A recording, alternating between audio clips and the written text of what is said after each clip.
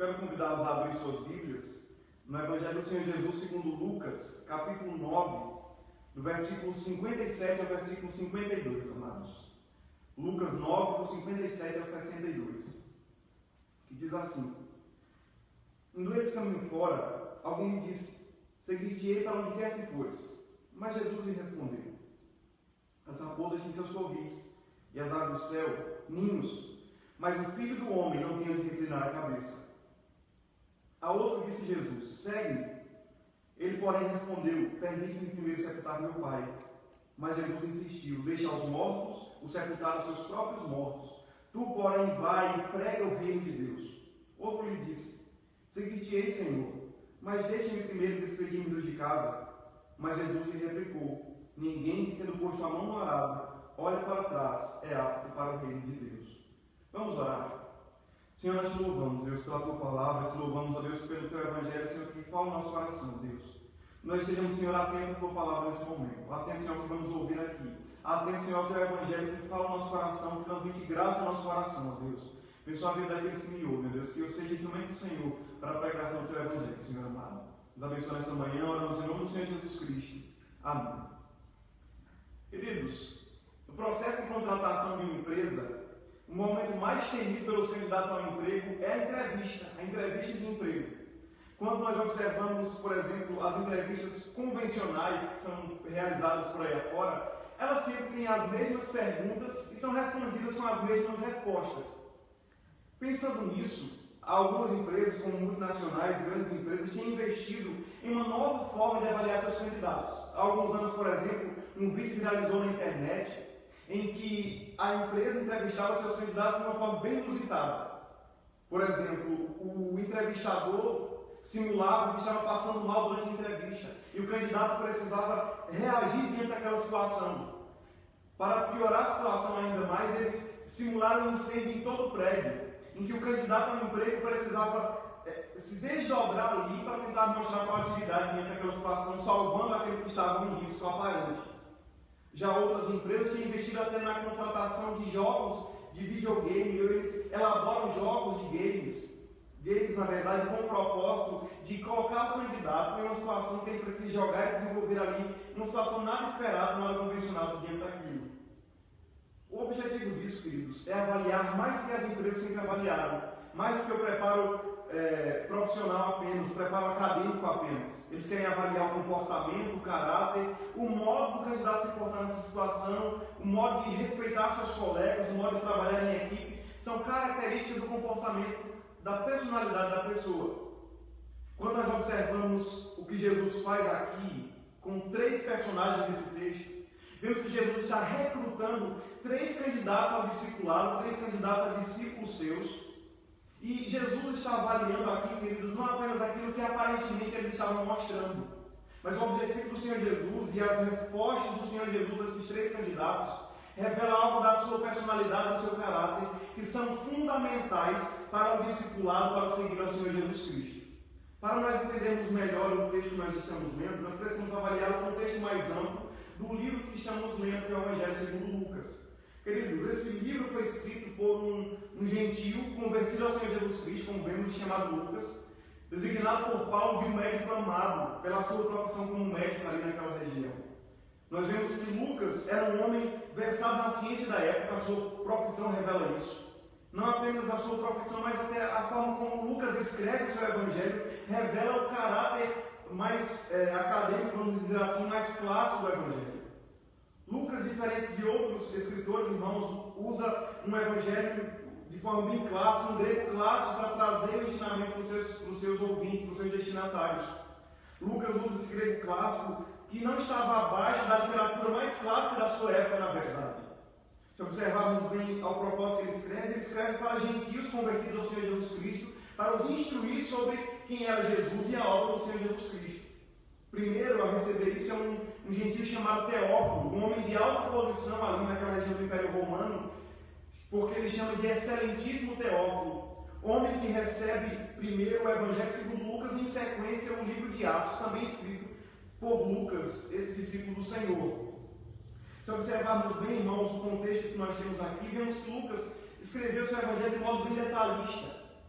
O início do Evangelho relata que Lucas escreveu pelo testemunho de pessoas que viram o Senhor Jesus Cristo, testemunhos oculares dos fatos, do nascimento do Senhor Jesus Cristo, do ministério do Senhor Jesus Cristo, da vida do Senhor. E ele pega detalhes que outros evangelistas não tiveram preocupação ou não tiveram propósito, na verdade, de trazer e extrair para relatar em seus evangelhos. Um dos exemplos disso está nesse próprio texto que acabamos de ler, em que Lucas traz detalhes sobre um personagem que outros evangelistas não relataram. Na verdade, esse evangelho relata esse episódio aqui, somente Mateus faz o mesmo relato. Mateus, por exemplo, omite o último personagem. No relato de Mateus há apenas 2 personagens, e o terceiro personagem é omitido, talvez porque não fosse propósito que Mateus não estivesse omitido nas suas fontes para escrever o Evangelho. Se observarmos mais atentamente também, vemos que o contexto no qual Mateus escreve é diferente do contexto de Lucas. Mateus, queridos, escreve de forma mais ampla, com temas diversos. Já Lucas tem a preocupação de fazer isso de forma mais temática, de forma mais cronológica, perdoe-me. Se observarmos isso aqui, queridos, segundo Hendrickson, ele diz que esse relato aqui de Lucas tem algo mais temático, porque ele pega do final do capítulo 9 ao final do capítulo 10 um tema que é o discipulado, as instruções de Jesus aos seus discípulos. Já outros comentaristas, como por exemplo Champlin, traz algo diferente, como por exemplo, ele diz que Mateus se coloca de forma cronológica, porque os relatos ali de Mateus mostram uma continuidade dos fatos acontecendo. Mas, queridos, seja de forma cronológica ou de forma temática, por modo como está relatado esse evangelho, não há nenhuma contradição na forma como os evangelistas colocam. Tanto Lucas quanto Mateus cumpririam o seu propósito em trazer esse relato para a nossa vida. Se observarmos mais atentamente isso, Lucas faz de forma magistral o seu relato. Ele o coloca dentro de um contexto discipulado em que Jesus está dando instruções que estão incluídas no que estamos lendo aqui. Se vemos o contexto anterior, vemos que Jesus estava indo da Galileia para Jerusalém na sua última viagem. Vemos que Jesus passa por uma aldeia dos samaritanos e é rejeitado por aquele grupo. E, em sequência, nós vemos que há uma ligação entre o primeiro personagem e o fato que o antecede, em que Jesus estava sendo rejeitado. E essa rejeição dos samaritanos está em continuidade com o texto que nós acabamos de ler. Como eu já havia falado, há uma continuidade de fato sobre o discipulado. Desde esse versículo 50 do capítulo 9 até o final do capítulo 19, em que Jesus está caminhando para Jerusalém. Boa parte do Evangelho de Lucas fala dessa caminhada para Jerusalém, algo muito importante do ministério do Senhor Jesus Cristo. E ele fala passo a passo sobre a vida do Senhor Jesus e da vida dos discípulos após a ascensão do Senhor Jesus Cristo ao céu. O modo como seus discípulos deveriam se portar depois que ele estivesse com o Pai, seus discípulos precisassem continuar a sua obra.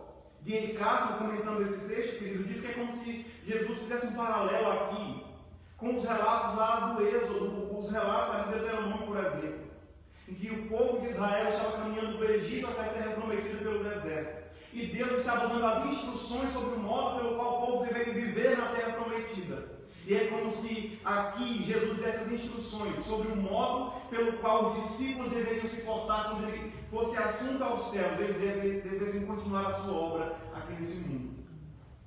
Então, queridos, é sobre exatamente esse contexto discipulado que o Senhor instrui seus discípulos. E ele faz as exigências pelos quais seus discípulos deveriam viver para apresentar um discipulado que agradasse ao Senhor. E é sobre esse tema que eu quero meditar com os irmãos nessa manhã. As exigências do discipulado. Queridos, quantas exigências o Senhor faz ao seu povo, aos seus discípulos, para que possam segui-lo? São vários, os evangelhos mostram isso. Mas eu quero meditar em apenas 3 nessa manhã, que falam sobre as exigências do Senhor para os seus discípulos. Vamos lá, queridos, a primeira delas é que o discípulo de Cristo deve ter uma visão realista do discipulado. É a primeira exigência que o Senhor nos faz. Leiamos novamente os versículos 57 e versículo 58 desse texto. Indo eles caminho fora, alguém lhe disse: seguir-te-ei para onde quer que fores. Mas Jesus lhe respondeu: as raposas têm seus covis, e as aves do céu ninhos, mas o Filho do Homem não tem onde reclinar a cabeça. Vamos observar, queridos, a intenção desse primeiro discípulo aqui para com o Senhor Jesus. Se observarmos bem, esse homem se apresenta para o Senhor Jesus de modo bem alegre, de modo bem eufórico, na verdade. Ele mostra muito entusiasmo em seguir o Senhor Jesus Cristo. Ele mostra muita alegria e disposição em seguir o Mestre. O Versículo 57 diz que ele seguiria Jesus para onde quer que o Senhor fosse. Esse homem aparenta estar convicto de que ele não poderia seguir o Senhor Jesus apenas à distância, mas queria ser um discípulo próximo. O contexto do texto nos mostra que o Senhor Jesus estava já com os seus discípulos reunidos em meio às multidões. Se observarmos bem, esse discípulo não era um discípulo que estava próximo do Senhor Jesus apenas naquele momento, mas ele já o segue há um tempo, ele já o segue do meio da multidão, do meio daquele povo que já buscava. Esse homem não queria ser apenas um discípulo casual do Senhor Jesus Cristo, mas ele queria estar próximo ao Mestre, andar onde o Mestre estava, ele queria ver os milagres de forma mais próxima, ele queria estar ouvindo ao pé do ouvido as conversas do Senhor, os relatos do Senhor Jesus, a vida do Senhor Jesus Cristo. É isso que Lucas nos mostra aqui, amados. Se observarmos bem, vemos entretanto que Jesus dá uma resposta que talvez esse homem não quisesse ouvir. O versículo 58 diz que as raposas tinham seus covis, é a resposta do Senhor Jesus. As aves do céu ninhos, mas o Filho do Homem não tinha de reclinar a cabeça. O que é que essa expressão nos revela? Essa expressão nos revela que Jesus está fazendo uma conexão entre o contexto no qual o texto está mostrando. Se observarmos bem o contexto anterior, como já foi relatado, Jesus foi rejeitado pelos samaritanos. Ele estava com o coração convicto de que deveria ir a Jerusalém, e é rejeitado porque os samaritanos não se davam bem com os judeus e rejeitavam aqueles que queriam adorar a Deus em Jerusalém. Jesus tem que procurar outra aldeia para se abrigar porque os samaritanos o rejeitam. Por isso Jesus disse que as raposas, que eram criaturas que saíam para caçar à noite, por exemplo, saíam, mas nos seus tocos não poderiam se abrigar. Da mesma forma, as aves dos céus, elas voavam, elas davam de comer aos seus filhotes, mas elas voltavam para os seus ninhos onde podiam se abrigar, nos poleiros onde poderiam descansar das suas fadigas. Mas Jesus nos mostra aqui, queridos, que por mais que as suas criaturas tivessem esse conforto, o Filho do Homem não tinha de reclinar a cabeça. Está relatando a rejeição do Senhor Jesus. Que o seu ministério não era um ministério fácil de aceitação em massa, mas um ministério voltado para a rejeição. É isso que ele nos mostra. William Hendricks, novamente comentando o texto, diz o seguinte: que todo o ministério do Senhor é marcado pela rejeição e o abandono. Não houve lugar para ele na estalagem na noite do seu nascimento. À medida que a sua história avança, a Galiléia o expulsa, a Judéia o rejeita, Gadara roga que saia do seu distrito, Samaria nega hospedagem e a terra não quer. Ele veio para os que eram seus, mas os seus não o receberam. No final do seu ministério, queridos, até o próprio Pai o abandonou na cruz. E Jesus está mostrando aqui que o seu ministério não deveria ser vivido ou visto como ministério de bonança nesse mundo. E se ele, como Senhor, não deveria ser visto dessa forma, seus discípulos também não. Se ele, que era o Senhor, não deveria esperar nesse mundo bonança ou prosperidade, ou alegria ou paz diante dos homens, seus discípulos não deveriam esperar também a mesma coisa. Observarmos o Senhor Jesus Cristo, queridos, vemos a rejeição do Senhor, a vida e o ministério do Senhor. Isaías diz que ele é o rejeitado, o mais desprezado entre os homens. É assim que se coloca o nosso Cristo, o nosso Salvador. Enquanto as suas criaturas, feitas pelas suas mãos, tinham um lugar de descanso, o Criador de todas as coisas não tinha de reclinar a cabeça. Nós vemos um pouco mais, queridos, então, a respeito das motivações do coração desse homem. A resposta do Senhor Jesus Cristo revela mais desse personagem do que a sua própria resposta ao Senhor. A disposição desse homem não revela tanto quanto a resposta do Senhor Jesus a ele. Jesus nos mostra, queridos, por meio disso, que o coração desse homem tinha motivações erradas. Ele queria seguir o Senhor Jesus não por quem era Jesus ou porque ele creu em Jesus como Filho de Deus. Ele queria seguir o Senhor Jesus de perto, porque ele achava que seguir a Jesus era somente ter bonança e coisas boas nesse mundo. Esse homem viu a Jesus no meio da multidão. Ele queria ter mais milagres, ele queria ver mais curas, mais prosperidade, ele queria ver aquilo que Jesus poderia oferecer a ele, oferecer às multidões, e não por quem Jesus era. Essas motivações erradas em seguir o Mestre dão também para o coração desse suposto discípulo um desejo errado de seguir o Senhor e uma visão errada sobre o discipulado cristão. Por seguir a Jesus, pelo que Jesus poderia oferecer, não por quem era Jesus, esse homem romantizou o Evangelho, romantizou o discipulado. Talvez ele pensasse que seguir a Jesus era ser bem recebido em toda a cidade, em todas as aldeias. Talvez ele tenha pensado que seguir a Jesus era ser recebido com um desfile de honra pelas autoridades. Talvez ele pensasse que seguir a Jesus era ser hospedado em um hotel 5 estrelas. Afinal, Jesus era muito importante para todas as pessoas. Ele era o rei, o Messias prometido. Mas Jesus corta o barato desse homem e joga um balde de água fria sobre o seu entusiasmo, mostrando que o discipulado é totalmente diferente daquilo que os homens possam esperar do Senhor com essas motivações. Há um relato de que no século XIX, na Guerra Civil Americana, os jovens estavam sendo recrutados para servir ao exército. Olhando para as motivações ali, os historiadores contam que muitos jovens se alistaram com o coração disposto, fervoroso em servir aos Estados Unidos da América, porque eles pensavam que participar do exército era participar das revistas, dos desfiles, receber honra, medalhas de honra ao mérito depois da guerra. E eles se alistaram com o coração entusiasmado. A história conta que muitos daqueles jovens sofreram terríveis consequências desse ato. Perderam sua própria vida, porque se alistaram com uma visão romantizada do que era a guerra. O Senhor Jesus nos mostra aqui, queridos, exatamente a mesma essência desse relato. De que se nós viermos a seguir o Senhor Jesus Cristo com a motivação errada, certamente iremos nos decepcionar com o discipulado. O Senhor nos mostra aqui, queridos, que nós precisamos colocar nosso coração com as motivações certas, com uma visão realista do que é seguir o Mestre. O Senhor nos mostra, queridos, que o discipulado não é fruto da motivação pessoal do seu discípulo. Esse homem se ofereceu a seguir o Mestre. Esse homem não foi ao Senhor Jesus por um chamado do Senhor, mas ele se ofereceu. Dietrich Bonhoeffer, o grande teólogo alemão, diz que ninguém pode seguir o Senhor Jesus Cristo com a motivação própria do seu coração. Ninguém se oferece ao discipulado. Ninguém em sã consciência se oferece a seguir a Cristo, sabendo que seguir a Cristo demanda sofrimento e aflição nesse mundo. Nós só podemos seguir o Senhor Jesus Cristo por meio de um chamado do próprio Senhor sobre as nossas vidas. E é o chamado do Senhor sobre as nossas vidas que deve nos levar a ter uma visão correta desse discipulado. Porque quando Cristo nos chama a servi-lo, Ele não nos ilude com falsas promessas. Ele deixa claro que é de aflição e sofrimento o seguir o Senhor. Mas nós temos algo, querido, que nos mostra aqui. É exatamente isso. É que nós precisamos ter essa consciência convicta de que Jesus sempre nos advertiu. Nos advertiu claramente que era a aflição que nos esperava. Jesus disse várias vezes aos seus discípulos que se chamava Belzebu ao dono da casa, quanto mais os seus domésticos. Se perseguiram ao Senhor com seus servos, não seria diferente. Se você deseja ser um seguidor do Senhor Jesus Cristo, o seu coração precisa estar convicto de que nada de aparentemente bom aos olhos humanos você vai receber, mas apenas aflição e sofrimento nesse mundo. As promessas do Senhor, queridos, para a bonança, é apenas para a eternidade com Ele, não para esse mundo perdido e caído, manchado pelo pecado. Então, diante disso, eu quero convidar você a olhar para isso e calcular o preço do discipulado. Se você deseja ser um seguidor do Senhor, eu não quero desmotivar o seu coração a seguir o Mestre. Na verdade, você deve ter o mesmo entusiasmo desse homem, mas você deve ter o entusiasmo de seguir o Senhor com um coração desejoso, sincero, mas consciente, calculando o preço de seguir o Senhor.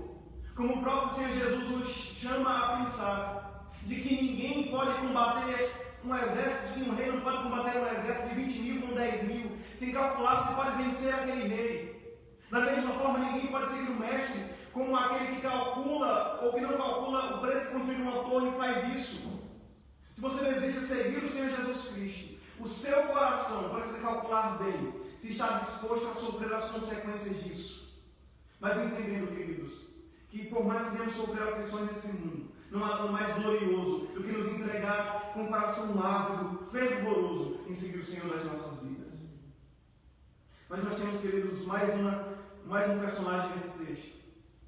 E é a respeito desse que eu quero trazer mais algumas lições para a nossa vida. Nós vimos, em primeiro lugar, que a exigência do Senhor demanda da nossa vida uma visão realista do discipulado. Mas, em segundo lugar, o discípulo deve demonstrar que Cristo é a prioridade em sua vida. Leamos agora os versículos 59 e 60 do texto.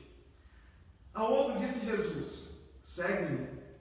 Ele, porém, respondeu: permite-me primeiro sepultar meu pai. Mas Jesus insistiu: deixa aos mortos o sepultar os seus próprios mortos. Tu, porém, vai e prega o reino de Deus. do primeiro personagem, nós temos um segundo personagem nesse texto, que não se oferece a seguir o Senhor como primeiro, mas ele é chamado por Cristo a seguir. Jesus diz: segue. É um chamado momentâneo do Senhor para aquele homem. Veja o que ele responde. Ele diz que precisava primeiro sepultar seu pai.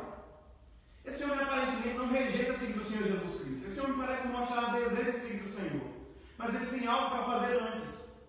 Ele tem algo que parece muito importante para ele. Esse homem deseja seguir o Senhor Jesus Cristo, mas primeiro ele quer sepultar o seu pai. Ele quer sepultar um ente querido. Qual o problema aparente nisso? Diferente do primeiro, um comentarista alemão, o Fritz Heinecker, fala que esse discípulo era um discípulo casual do Senhor Jesus Cristo. Mas ele não se importava em seguir o Senhor Jesus Cristo de longe. Ele achava que estava bem o discipulado como estava. Esse homem pensava que poderia seguir o Senhor Jesus Cristo daquela forma, porque havia coisas muito importantes nesse mundo que ele não poderia deixar de fazer, que era sepultar o Pai. Existem duas explicações possíveis para esse relato aqui. A primeira é que talvez o pai desse homem tenha morrido exatamente naquele dia. Que ele precisava urgentemente ir fazer o sepultamento, fazer ali a cerimônia referente a sepultar aquele ente querido. De acordo com a tradição judaica, que se importava muito com a família, com a tradição familiar, nós observamos que aquele homem era obrigado a sepultar seu pai, porque a sociedade lhe impunha também. Existiam leis tão rigorosas quanto ao sepultamento de entes queridos, que até os sacerdotes e os nazireus, que não podiam mexer ou tocar em corpo morto, estavam desobrigados de suas vocações ali, de seus votos, para sepultar seu pai e sua mãe, alguém querido ali da sua família. Alguns comentaristas falam também, amados, que nós observamos aqui, que o sepultar o ente querido estava mais acima até do próprio estudo da lei de Deus para a sociedade judaica da época. Então nós observamos que esse homem não apenas quer seguir o Senhor Jesus Cristo deixar em outro momento, mas ele quer também deixar porque a própria sociedade o acobertava para essa decisão. Então, aparentemente, esse homem estava dando uma resposta totalmente injustificável dentro da sociedade da sua época, dentro do Senhor Jesus Cristo. A outra explicação para esse texto é que talvez o pai desse homem não tenha morrido naquele mesmo dia.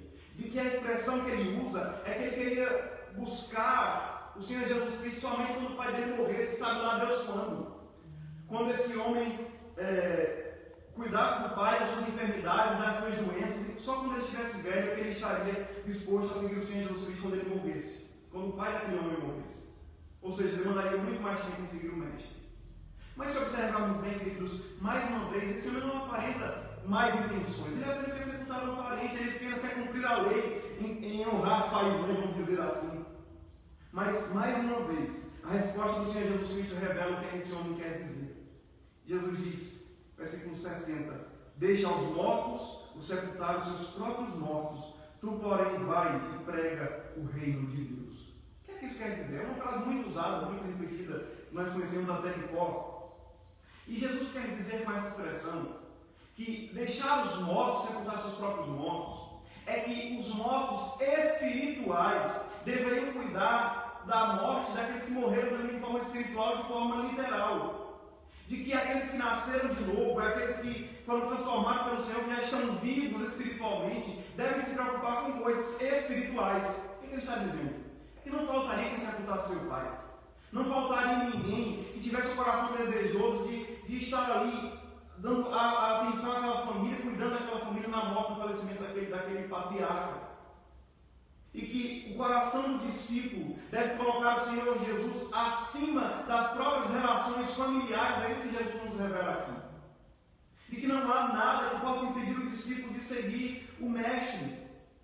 Se observarmos mais atentamente a sequência do versículo, ele diz que tu, porém, vai pregar o reino de Deus. Jesus mostra que os mortos espirituais devem sepultar os outros mortos espirituais. E aos vivos existe uma tarefa, que é pregar o Evangelho. É mais ou menos como se Jesus dissesse que aos mortos ninguém vai fazer mais nada. Mas aqueles que estão vivos, sim. Aqueles que estão vivos podem ouvir a pregação do Evangelho, podem receber ao Senhor como Salvador e ter a vida transformada. O Evangelho pode resgatar o coração do pecador. É isso que Jesus está dizendo. Jesus mostra que não há tarefa mais sublime para o servo de Deus do que se dedicar a fazer com que outros mortos espirituais sejam resgatados da sua morte e se rendam ao Senhor. Mas se observarmos aqui, queridos, nós vemos que esse homem não tinha isso como uma prioridade da sua vida. Esse homem estava preocupado com coisas terrenas, materialistas. O coração desse homem estava aqui. O pai é apenas uma desculpa para não seguir o mestre. Jesus não dá isso, querido, essa resposta a esse homem porque tem problema com sepultamentos ou com velórios. Jesus não tem problema nenhum em sepultar os nossos entes queridos. Jesus tem problema com a intenção desse homem, que queria postergar, adiar o discipulado, com o propósito simples de fazer coisas que ele achava mais importantes do que segui-lo. Se observarmos bem, temos vários exemplos na palavra do Senhor, de homens e mulheres que da mesma forma também tiveram no coração o desejo de não seguir o Senhor com a intenção certa, de deixar para depois o seguir o mestre, de deixar para depois o discipulado, ou então de deixar o Senhor Jesus por outras prioridades na sua vida, como por exemplo, aquele homem chamado de jovem rico, como nós sabemos a história. Um homem que aparentemente desejava seguir o Senhor, um homem que admirava o mestre, um homem que achava que seguir a Jesus era uma coisa boa, ele até me chama de bom mestre. Um homem que tinha interesses religiosos, ele disse: Senhor, o que eu posso fazer para herdar a vida eterna? E Jesus responde: cumpre os mandamentos. Ele disse: eu já faço isso desde a minha infância, era um homem religioso, desde a minha juventude. E Jesus olha para ele e diz: só uma coisa, vende os teus bens, vai dar aos pobres, depois vem e segue-me. O que Jesus nos mostra com isso? Jesus nos mostra, na verdade, a intenção desse homem em sequência. É que esse homem saiu entristecido, porque o texto diz que ele era dono de muitas propriedades. Quase como aquele homem não desejava abandonar as suas coisas por causa de Cristo. Ele achava que as suas riquezas, o seu dinheiro, aquilo que ele possuía, os seus bens, eram mais importantes do que o Senhor. A tristeza do seu coração, na verdade, é fruto daquilo que era prioridade em sua vida, que eram suas riquezas e não o Senhor. E Jesus nos ensina exatamente isso, queridos. Que o nosso coração é totalmente tendencioso a colocar outras prioridades além do Senhor sobre as nossas vidas, mas ao contrário que precisamos atentar. Nós precisamos atentar que o discipulado vai chamar para que ele seja a prioridade. E como nós mostramos que Cristo é a prioridade da nossa vida? Nós observamos aqui, queridos, que é primeiro colocando ele como aquilo que é mais importante, o nosso relacionamento mais profundo com o Senhor do que com qualquer outra coisa desse mundo. Esse homem não se importava em seguir a Cristo à distância. Isso mostra que não era a prioridade. Se você quer que Cristo seja a prioridade do seu coração, você deve desejar um relacionamento profundo com o Senhor. Você não foi chamado como um discípulo casual do mestre. Você não foi chamado como um discípulo que quer seguir ao Senhor à distância e não se importa. Você não foi chamado para ser um discípulo que está bem, um discipulado como está, que pensa assim. Você foi chamado para um relacionamento profundo. E esse relacionamento profundo mostra que Cristo é a prioridade do seu coração. Cristo mostra aqui, queridos, que nós não podemos ter esse coração que coloca outras coisas além dele, postergando o discipulado, deixando para depois o seguir o mestre. Jesus mostra que o chamado ao discipulado deve ser obedecido imediatamente pelo seu discípulo. É agora, o momento exato que o Senhor nos chama. Nós só mostramos prioridade porque nós não colocamos nada além de seguir a Cristo em primeiro lugar, somente seguir o Senhor. Se observarmos mais à frente, o Senhor Jesus falando sobre isso, ele sempre orienta seus discípulos sobre a prioridade do reino. Ele diz: buscai, pois, em primeiro lugar o seu reino e a sua justiça, e as demais coisas os serão acrescentadas. Não há nada, queridos, que possa estar entre Jesus e o discípulo. Não há nada que possa postergar isso.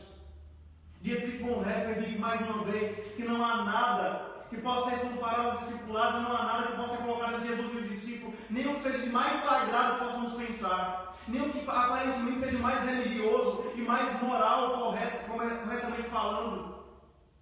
Mas só Jesus pode ser a prioridade. Nós atentamos mais à frente. Nós atentamos e colocamos Cristo como a prioridade da nossa vida, quando nós estamos dispostos a servir o reino. Nós vemos que Cristo é a prioridade quando nós nos relacionamos de forma próxima a Cristo. Mas não adianta querer seguir a Cristo de perto se não estamos dispostos a servir a Cristo em nossa caminhada cristã. Jesus mostra para esse homem que havia uma tarefa para fazer, que era pregar o reino de Deus, que era anunciar aos perdidos, aos mortos espirituais, a vida eterna. Se você quer que Cristo seja a prioridade da sua vida, coloque o serviço de Cristo como essa prioridade também sobre o seu coração. Cristo chama você a servir servir pregando esse evangelho, levando pessoas que estavam na mesma condição que um dia você esteve, morto espiritualmente, para ser renascido, ressuscitado da sua morte e servir o Senhor. Para que pessoas que estão com preocupações materiais, como você um dia esteve, deixem as suas preocupações materiais e sirvam aquilo que é exatamente espiritual, que é servir o Senhor acima de todas as coisas. O discipulado é prioridade, querido. Prioridade em seguir o Mestre e em servi-lo. Mas observamos mais à frente que, além dessas exigências que o Senhor faz a seus discípulos, de que tenham uma visão realista do discipulado, que tenham Cristo como a prioridade da sua vida, o Senhor faz uma terceira exigência a seus discípulos, que é ter um coração resoluto em seguir a Cristo. O discípulo deve ter um coração resoluto em seguir a Cristo. Leamos os versículos 61 e 62 do texto. Outro lhe disse: seguir-te-ei, Senhor, mas deixe-me primeiro despedir-me de casa. Mas Jesus lhe replicou: ninguém que tendo posto a mão no arado olha para trás é apto para o reino de Deus. Se atentarmos bem à atitude desse terceiro personagem, nós vemos que ele tem uma mistura, na verdade, do primeiro personagem com o segundo. Veja, nós não sabemos se ele se oferece a seguir o Senhor Jesus Cristo ou se ele é chamado. Mas nós vemos que ele tem um desejo de seguir-te-ei, Senhor. Ele responde imediatamente que o seu desejo é seguir o Mestre. Assim como o primeiro, ele parece estar motivado a seguir o Senhor. Mas ele tem uma condição. Ele pede para voltar à sua casa e beijar os seus pais e se despedir dos seus pais primeiro. Aqui é o que ele responde ao Senhor Jesus Cristo. Como os demais personagens, ele parece também ter uma boa intenção. Qual o problema que uma pessoa tem em simplesmente voltar para a sua casa, se despedir do seu pai, da sua mãe, dar um beijo, um abraço apertado na sua mãe e voltar para seguir o Senhor Jesus? Mais uma vez, não parece uma boa intenção em fazer isso? Mas se observarmos bem, queridos, mais uma vez, a resposta do Senhor Jesus a esse discípulo revela muito mais sobre ele do que nós possamos imaginar, lendo especialmente esse texto. Quando Jesus diz que ninguém que tendo posto a mão no arado olha para trás, nós entendemos aqui onde estava o coração desse discípulo. Mas vejamos o que significa essa expressão. É um tanto curiosa a expressão: ninguém que põe a mão no arado olha para trás é apto para o reino de Deus. Nós podemos explicar facilmente essa expressão. Não é difícil ser explicada, porque não foi Jesus que usou isso pela primeira vez. Isso era um ditado, vamos dizer assim, popular da sua época, que já era repetido pela sociedade ali judaica, romana, grega, na verdade, todo aquele contexto ali da época.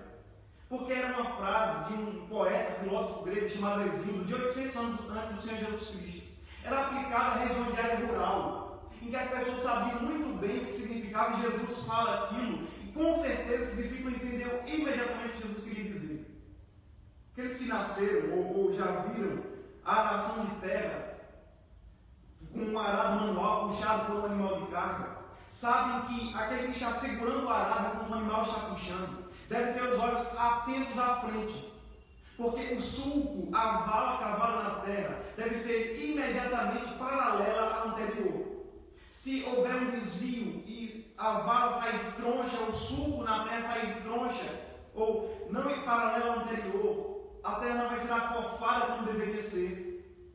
A plantação naquela área ali não vai produzir como deveria produzir, e aquilo dali não vai dar como deveria dar. Jesus está mostrando aqui que aquele que olha para o discipulado, que olha para trás, que não olha imediatamente para frente, não tem os olhos postos na tarefa que recebeu, não pode, na verdade, seguir o Senhor, não pode desempenhar bem a sua função.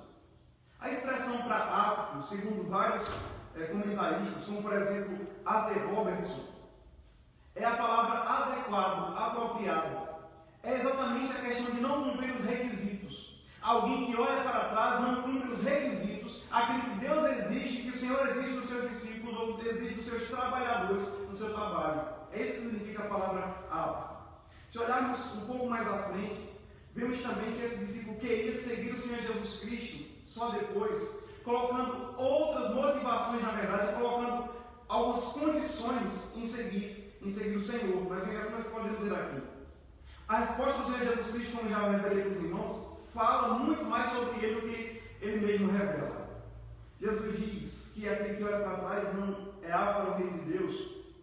Exatamente porque Jesus mostra que esse homem queria impor as condições ao discipulado. Esse homem não queria seguir o Senhor Jesus Cristo do modo como Cristo ordenasse. Esse homem queria seguir o Senhor Jesus Cristo do modo que ele gostava, ao seu bel prazer, do modo que ele achasse melhor. Ele queria voltar simplesmente porque ele tinha algo que ele considerava também como importante, estava dividido entre isso e o Senhor. Dietrich Bonhoeffer, querido, fala sobre isso, diz que fica claro nesse momento que o discipulado deixa de ser discipulado e transforma-se em um programa humano. O terceiro discípulo deixa de ingressar no discipulado, deseja ingressar no discipulado, porém no momento que aceita condicionalmente, anula o discipulado. Jesus mostra através desse homem, queridos, que se alguém coloca condições de seguir a Cristo, além das próprias condições que Cristo impõe ao discípulo, ele anula, coloca por terra o seguir o mestre. Mas nós temos mais à frente que esse homem, ele estava com o coração dividido, como eu já mostrei. O coração dividido entre Jesus e seus familiares. A palavra do Senhor faz um paralelo muito interessante entre esse texto, e nós vemos alguns comentaristas fazendo isso, como Heidegger também, como eu já falei há pouco. Ele diz que há um paralelo entre esse texto, um texto relatado lá em 1 Reis, em que Eliseu, quando foi chamado por Elias para trabalhar na função de profeta, para seguir a Elias ali no seu ministério, Eliseu faz o mesmo pedido a Elias. Ele pede para que Elias o permita voltar para beijar seus pais. E aí ele permite. Mas uma vez que não parece uma má intenção desse homem. Mas Jesus mostra que, diferente daquele Eliseu que queria seguir ao seu mestre, ao seu professor ali na função profética, esse homem está com o coração dividido com seus familiares. Alguns comentaristas, queridos, mostram com Matthew Henry que esse homem estava com o coração dividido e que os rogos da sua família, os rogos ali dos seus familiares, da sua mãe, dos seus pais, provavelmente iriam fazer com que ele ficasse comovido, angustiado e não quisesse mais voltar a seguir a Cristo. Se aquele homem voltasse para a sua família, com toda certeza ele não estava com o coração mais disposto a buscar o mestre onde quer que ele fosse. Nós observamos mais à frente e vemos Matthew Henry dizendo mais o seguinte, que ele considerava seguir a Cristo como uma coisa melancólica, incômoda e perigosa. Era como se ele fosse morrer e, portanto, precisava despedir-se de todos os seus amigos para nunca mais vê-lo. Esse homem não considerava seguir a Cristo como algo alegre, feliz, como um privilégio para a sua vida. Ele considerava como um sacrifício penoso seguir o Mestre. Ele não estava com o coração dividido apenas entre Jesus e seus familiares, mas provavelmente entre Jesus e o que ele também deixaria para trás. A expressão despedir-se aqui pode ser traduzida de um modo que alguns comentaristas, como Russell Champlin, diz que é deixar um posto ou deixar um cargo. Era uma palavra usada no grego clássico para algum oficial, algum general, por exemplo, que tinha um alto cargo ali nas funções romanas e ele precisava deixar o seu cargo para fazer outras atividades. E ele não poderia fazer isso de forma imediata sem resolver as suas questões. Ele precisava primeiro deixar seus negócios em ordem, deixar tudo organizado, seu trabalho organizado, para só depois partir. Para isso, trazendo isso para o contexto desse discípulo, quando ele voltasse para a sua casa, ele não poderia dizer tchau para a sua família e ir embora seguir a Cristo. Ele precisava resolver seus negócios primeiro. Ele precisava provavelmente vender suas terras se tivesse, vender seus bens, seu gado se tivesse também aqui uma possibilidade de ter isso. Deixar tudo para trás, se desfazer de tudo isso que ele possuía para seguir o Senhor Jesus Cristo. Se aquele homem voltasse, queridos, provavelmente o coração estaria dividido entre as coisas que deixaria para trás. Não era algo simples. Mas nós temos algo mais profundo ainda sobre o coração desse homem.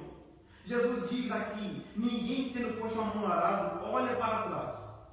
Nós temos a expressão olha para trás com o sentido presente, mas não como o grego poderia nos dar aqui, também poderia ser traduzido de uma forma diferente. A expressão olhar aqui, o verbo olhar aqui, é um particípio presente. O particípio presente no grego tem a função de algo, dar uma voz contínua à palavra. Não era olha apenas, mas olhando. Jesus não está falando que esse discípulo olharia para trás uma vez, com uma distração e voltaria para os olhos para frente. É alguém, na verdade, que olha para trás, se distrai com algo e continua olhando, é algo contínuo. E não volta mais os olhos para o seu trabalho. É como se ele quisesse seguir o mestre de costas para o campo, de costas para o sul que ele deveria cavar. Isso era impossível. Por isso Jesus disse que ninguém que olha para trás é apto para o reino de Deus. Olhando para essa expressão, queridos, eu me lembro muito bem de uma história que a palavra você nos conta, que é clássica, sobre essa questão de olhar para trás. A história da mulher de Ló. Quantos irmãos lembram disso? O Senhor resolveu salvar pela sua graça a família de Ló na cidade de Sodoma, quando estava para destruir Sodoma e Gomorra. Naquele dia, o Senhor deu a ordem de que eles não olhassem para trás. Eles não deveriam nem distrair um pouco, desviando o olhar para trás para a cidade que deixaram. Era só para frente que deveriam olhar. O texto nos mostra que a mulher de Ló se virou imediatamente e foi transformada num estado de sal. A mulher de Ló não olhou para trás porque ela estava curiosa com o que Deus estava fazendo com a cidade de Sodoma. Ela não olhou para trás porque ela queria ver o agir de Deus sobre Sodoma, destruindo os ímpios. Ela não olhou para trás porque queria ver algo simples ali naquela cidade. Aquela mulher olha para trás porque o seu coração estava atrás.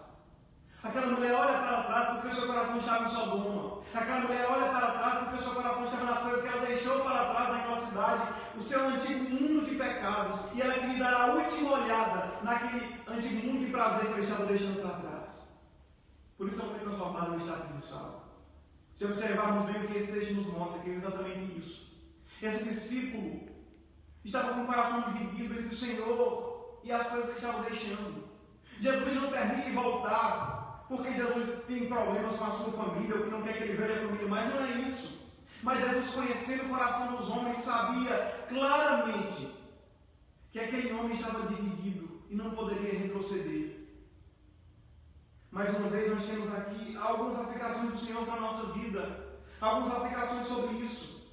Nós vemos que o Senhor não exige, queridos, no discipulado, nenhuma divisão no coração dos seus discípulos. Se o Senhor chama a mim e a você para segui-lo, Ele quer prontidão, um coração resoluto, decidido, um coração que está totalmente alicerçado na decisão firme de que seguirá o Senhor por onde quer que for.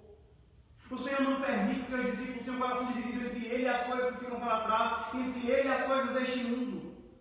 O Senhor várias vezes instrui seus discípulos dizendo que ninguém pode servir a dois senhores, pois há de aborrecer-se a um e amar a outro, amar a um e aborrecer-se do outro. Ou servimos somente ao Senhor, não podemos servir a ninguém. Ou amamos somente ao Senhor, não podemos amar mais nada nesse mundo. Ou Cristo é a prioridade da nossa vida, ou Ele não é nada para nós. É isso que Ele exige das nossas vidas. Cristo exige das nossas vidas um coração resoluto, decidido, não um coração dividido. Jamais um coração dividido. Nós precisamos ter no coração, queridos, o mesmo sentimento do primeiro discípulo, no sentido da disposição em seguir o Mestre. Não um coração que está titubeando entre aqui e ali, um coração que está manquejando entre dois pensamentos. Matthew Henry, comentando sobre isso, ele diz que essa deve ser a decisão de todos aqueles que querem seguir o Mestre. Eles seguem o Cordeiro onde quer que ele vá, mesmo que seja através de fogo e da água, sofrendo prisões e até mesmo morte. Aqueles que seguem a Cristo, ou que desejam seguir a Cristo, devem estar tão convictos disso, que eles não têm pena ou dó de abrir mão da sua própria vida, se preciso, para seguir o Mestre. Foi isso que disse o grande missionário que pregou ali nas regiões da Amazônia e na América Latina, chamado Jim Elliot. Ele entregou a sua vida pregando a uma tribo selvagem. E ele disse que ninguém é tolo, ou não é tolo aquele que abre mão que não pode reter, para ganhar aquilo que não pode perder. Aqueles que seguem a Cristo com essa mesma convicção de entregar a sua própria vida a Cristo, se preciso, mas não titubear, não fraquejar entre dois pensamentos. Mas além disso, queridos, o discípulo de Cristo, para que possa manter Cristo como a única prioridade, na verdade, a única coisa que ele deseja, com o coração resoluto, com o coração decidido, ele precisa evitar todas as distrações. Esse discípulo mostra que ele tinha um coração dividido que ficaria para trás. Porque se ele olhasse 1 milímetro sequer para trás, ele ficaria com os olhos para trás. Você e eu, como discípulos do Senhor Jesus, queremos segui-lo firmemente. Nós precisamos evitar as tentações, as coisas que chamam a nossa atenção para olhar para outra direção que não seja Cristo. Nós não podemos estar abertos, estar vulneráveis às tentações de olhar para qualquer outra direção. Nós precisamos evitar todas as distrações que tiram nosso olhar do Senhor. Nós precisamos, queridos, ter o mesmo coração de Paulo, quando disse que esquecemos das coisas que para trás ficam. Prossiga para o alvo, para o prêmio da soberana vocação em Cristo Jesus, o nosso Senhor. Se você deseja seguir a Cristo como Salvador, querido, é Cristo o alvo da sua vida, evitando todas as distrações para seguir o Mestre. E se você quer ter um coração resoluto, decidido, você precisa abandonar primeiro as suas prioridades para seguir o Senhor. Você não pode ter o coração desse discípulo que estava entre Cristo e as coisas que estavam para trás e colocou isso como prioridade, ou na verdade como a condição de seguir o Mestre. Não é você como discípulo que determina as regras do discipulado. Você como discípulo não pode definir ou decidir em quais condições você seguirá a Cristo ou não, ou quando você seguirá a Cristo ou não. É Cristo que é o Mestre. Nós somos seus discípulos e discípulos não determinam as regras. É o Mestre. É o Rei que determina as leis e não os seus súditos. E se nós queremos seguir a Cristo como nosso Rei e nosso Mestre, nós precisamos seguir a Cristo com as condições que Ele nos dá, no momento que Ele nos dá, no modo como Ele exige das nossas vidas. Seguir a Cristo, amados, é uma decisão que nós precisamos tomar imediatamente, decididamente, mas com as condições que Cristo nos impõe.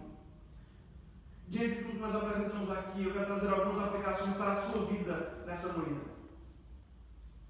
Algumas aplicações pessoais para o seu coração, alguns desafios para o seu coração nesse momento. Eu quero falar para 3 grupos específicos aqui. Quero falar primeiro para você. Você que está enquadrado no primeiro personagem, como o primeiro personagem desse texto. Você que está convencido de que deseja seguir a Cristo, que deve seguir a Cristo, que seguir a Cristo é uma coisa muito boa e importante para a sua vida. Você que está disposto a seguir ao Senhor onde quer que Ele vá. Você que está com o coração tão ansioso, está disposto a deixar tudo para seguir o Mestre. Eu não quero jogar nem balde de água fria sobre o seu coração nesse momento. Mas eu quero fazer com que você possa meditar primeiro nas motivações que têm levado o seu coração a desejar ser um discípulo do Senhor. Você deseja seguir a Cristo porque ama a Cristo. Você deseja seguir a Cristo porque você quer entregar a sua vida para o Senhor e crê que Ele é o Filho de Deus. Ou você deseja seguir a Cristo pelo que Cristo pode oferecer para você com as motivações erradas, pelas bênçãos, pela prosperidade, pelas curas, pelas promessas de Cristo. Se você faz isso, querido, com certeza você está tendo uma visão romantizada do que é o discipulado cristão. Você está seguindo a Cristo porque pensa que seguir ao Mestre é viver uma vida boa nesse mundo. É entrar na igreja e tal, os seus problemas serem resolvidos imediatamente, mas entenda algo. Promessa do Senhor é que no mundo nós teremos aflições. E se você deseja seguir o Mestre, faça isso. Mas imediatamente coloque no coração o sentimento que você vai sofrer perseguição, angústia, desprezo nesse mundo. Mas mesmo assim, permaneça firme, buscando o Senhor. Eu quero falar também a você que se enquadra nesse mesmo grupo, mas você não é um candidato a discípulo. Você já se considera um discípulo de Cristo. Você até quer servir a Ele no ministério. Você crê que Deus chamou você para uma vocação, para um trabalho específico na igreja, seja ele qual for, e você quer dedicar a sua vida nesse chamado. Você está disposto a levar o Evangelho para os perdidos das regiões dos canibais na Amazônia, você quer pregar o Evangelho para ser um grande conferencista, você quer ser um grande pregador da palavra. Qual a motivação do seu coração para isso? Você faz isso pelo reconhecimento dos homens. Você faz isso porque quer o grande, quer ter o título de reverendo ou missionário, converter não sei quantos com pregação. Você quer ser reconhecido entre as pessoas que, na verdade, o ministério de certa forma traz uma certa visibilidade para a gente na igreja. Ou você quer seguir a Cristo, porque você ama a Cristo e quer dedicar a sua vida ao Senhor que entregou a sua vida por você. Qual a sua motivação em seguir o Mestre, querido? Qual a sua motivação em entregar a sua vida para servir o Senhor? Não quero jogar um balde de água fria sobre o seu coração. Se você deseja seguir a Cristo e servi-lo, faça isso. Mas faça isso sabendo que no ministério você vai receber rejeição. Rejeição da sua pessoa. Rejeição da sua mensagem. Rejeição, muitas vezes, daquilo que você menos esperava. O abandono, o desprezo. É isso que o ministério nos dá. Por isso você quer seguir a Cristo e servi-lo. Tenha isso no seu coração. Mas eu quero falar também um segundo grupo. Um segundo grupo, queridos, nessa manhã. Que se encontra entre aqueles que estão no segundo personagem desse texto. Você que também quer seguir o Senhor Jesus, mas você tem outras coisas mais importantes para fazer. Você que considera muito importante ser um discípulo de Cristo. Você que acha que é legal ser um cristão. Você que acha que deve entregar a sua vida porque Cristo é até alguém respeitável, alguém muito importante na história. Mas você não tem o coração tranquilo em fazer isso. Porque você tem prioridades à frente. Você primeiro quer farrar, quer aproveitar esse mundo. Você primeiro quer entregar a sua vida para desfrutar dos prazeres dessa terra, porque você sabe que seguir a Cristo não vai combinar com essa vida. Então você tem outras prioridades. Você quer viver uma vida boa nesse mundo e só depois, quando você aproveitar de tudo, você quer seguir a Cristo. Querido, Cristo não é uma mercadoria barata, oferecida para você na hora que você deseja dar o seu bel prazer. Cristo é o Filho de Deus que entregou a sua vida por nós, o próprio Deus encarnado, o Senhor de todas as coisas. E se Ele nos chama, se Ele chama você a segui-lo, Ele aceita isso imediatamente. Ele não aceita aqueles que querem servi-lo da sua forma, do jeito que querem, mas Ele aceita apenas aqueles que estão prontos a atender imediatamente o discipulado. Não entenda isso como um convite qualquer, aleatório, mas entenda o convite do Evangelho para a sua vida como o maior privilégio que você está tendo. O Filho de Deus está chamando você, vinde a mim, para que você possa ser salvo. Não despreze o chamado do Senhor. Não deixe para depois, porque é a oportunidade imediata de Cristo na sua vida hoje. Mas eu quero falar também nesse segundo grupo, a você. Você que também já segue a Cristo. Você que está sentindo o desejo de ser útil no ministério. Você que sente o ardor no seu coração por pregar o Evangelho, por servir na igreja, em qualquer área da igreja, departamentos da igreja. Mas você que está com o coração dividido entre isso, porque tem outras prioridades. Você quer fazer primeiro a sua faculdade, o seu mestrado, o seu doutorado, você quer se especializar, trabalhar, e só depois seguir a Cristo no final da sua vida, quando você estiver velho. Querido, Cristo não quer da sua vida o resto que você pode oferecer a Ele. Ele quer da sua vida os seus melhores anos, a sua disposição, o seu vigor, a sua força, para entregar ao Mestre todo o seu coração, toda a sua disposição, para servi-lo imediatamente, querido. É o chamado do Senhor para servi-lo hoje. Não despreze o chamado do Senhor, porque você não é essas coisas todas que você pensa. Está sendo chamado por Cristo porque você merece, porque você é bom, você tem talentos. Se Ele está chamando você, é pela sua graça, receba isso como um privilégio no seu coração. Mas eu quero falar agora para o terceiro grupo. Você que se enquadra na condição do terceiro personagem desse texto.